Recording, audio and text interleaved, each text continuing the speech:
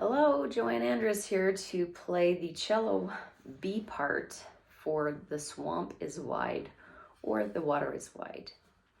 We're calling this Swamp because it is a monster concert, monster-themed monster concert this year. So anyway, this will be fun.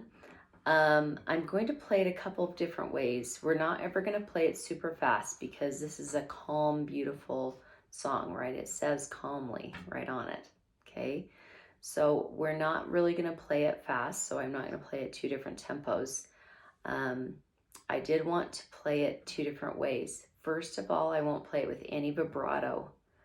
What is vibrato? That is the time when you move your hand back and forth here so that you have a little bit different sound from your instrument. It makes a little bit warmer tone. And I just want you to hear it with the vibrato and see what a difference it makes in the sound, okay? So the other thing I wanted to point out is that in the B part here, we have sometimes when we're playing a bridge, okay? This is in measure 6 to measure 7. You're playing a first finger on the D string, and then you get to play a first finger on the G string. So instead of lifting it, we're going to hear that open string sound, aren't we, if we lift it, okay? So we don't want to do that. We want to scooch it from one to the next. So you just kind of roll your hand a little bit and move it from one to the other, okay? Be careful not to kind of flatten it out when you go to the, when you're on one string and then go to the other, okay? Just make sure that you're right on the fingertip and you just kind of roll your hand a little bit, okay? So you go first finger, on the E to the first finger on the A, on the G string, right? Measure 6 to measure 7. That's called a bridge, okay? All right, so I'm gonna play this the first time without the vibrato, and then on the repeat, I'll be playing this second time with vibrato a little bit. I'm not fabulous, okay? I'm not a cellist, but I'm gonna try. And the other thing I want you to notice is at the end, we actually play a ritardando on a long held out note. So you'll notice that that's longer than what it says, you know, and what I would have been doing the tempo wise on the other parts. And it's because of the ritardando, which is there. And then there's a decrescendo, right? That's where we get quieter as well. So you'll notice that last half note is going to be quieter, and then I've got to kind of float off, okay? So here I go. The water is wide.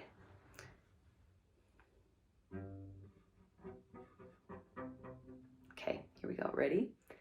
1, 2, 3, 4, rest. 1, dun, dun, dun.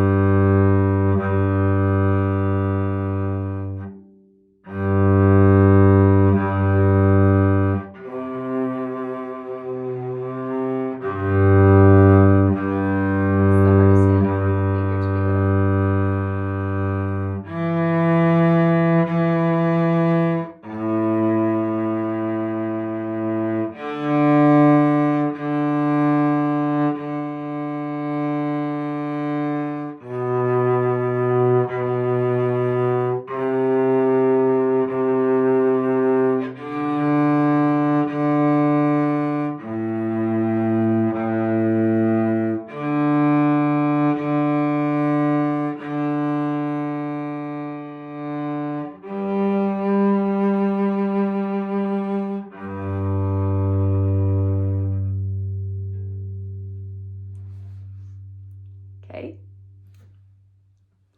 I hope that wasn't too bad. I think the tuning was pretty decent. And one thing I wanted to point out is when you do vibrato, you don't keep all of your fingers down, at least not usually, okay? Sometimes you can do it with 2 fingers down, but usually you just use 1 finger at a time, and that's why you don't learn vibrato right away. When we play our string instruments, we want to keep our fingers down as much as possible so that our tuning stays good from string to string and things like that. And so that's why you don't learn vibrato right away, because vibrato, you do have to lift your other fingers.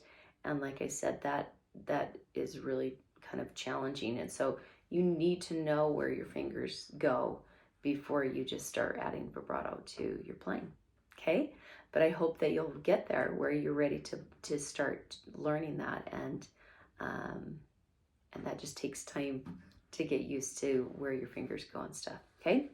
Well, I hope you enjoy this beautiful song. It's lovely.